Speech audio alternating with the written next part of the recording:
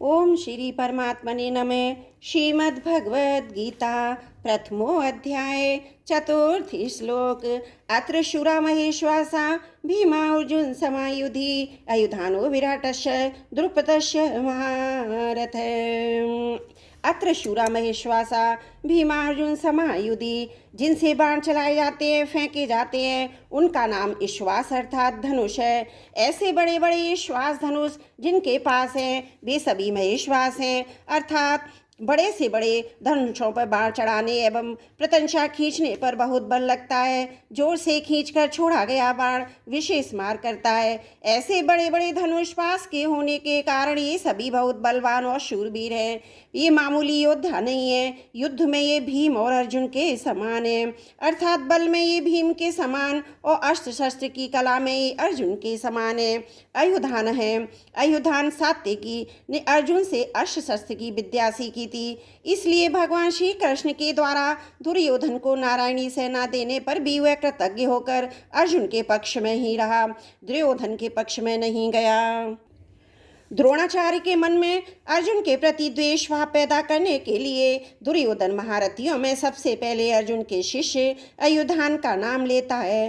तात्पर्य है कि इस अर्जुन को तो देखिए, इसने आपसे ही अस्त्र शस्त्र चलाना सीखा और आपने अर्जुन को ये वरदान भी दिया कि संसार में तुम्हारे समान और कोई धनुर्धर न होगा, ऐसा प्रयत्न करूँगा।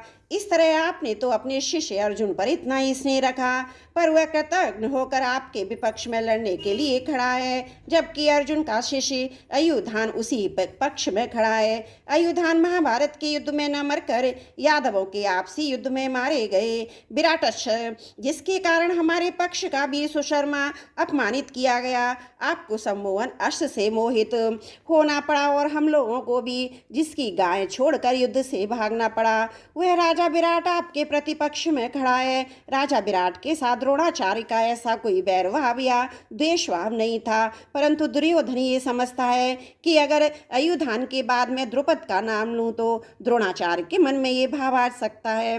दुर्योधन पांडवों के विरोध में मेरे को उकसाकर युद्ध के लिए विशेषता से प्रेरणा कर रहा है तथा मेरे मन में पांडवों के प्रति वैरभाव पैदा कर रहा है। इसलिए दुर्योधन द्रुपद के नाम से पहले विराट का नाम लेता है, जिससे द्रोणाचार्य मेरी चालाकी न समझ सके और विशेषता से युद्ध करे।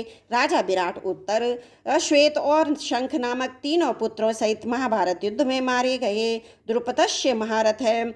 आपने तो द्रुपद को पहले की मित्रता याद दिलाई, पर उसने सभा में ये कहकर आपका अपमान किया कि मैं राजा हूँ और तुम भिक्षुक हो, अतः मेरी तुम्हारी मित्रता कैसी, तथा वैरभाव के कारण आपको मारने के लिए पुत्र भी पैदा किया। वही महारथी द्रुपद आपसे लड़ने के लिए विपक्ष में खड़ा है। अत्र शूरा महेश्वासा भीमा अर्जुन समायुधि अयुधानो विराटस्य द्रुपदस्य महारथ।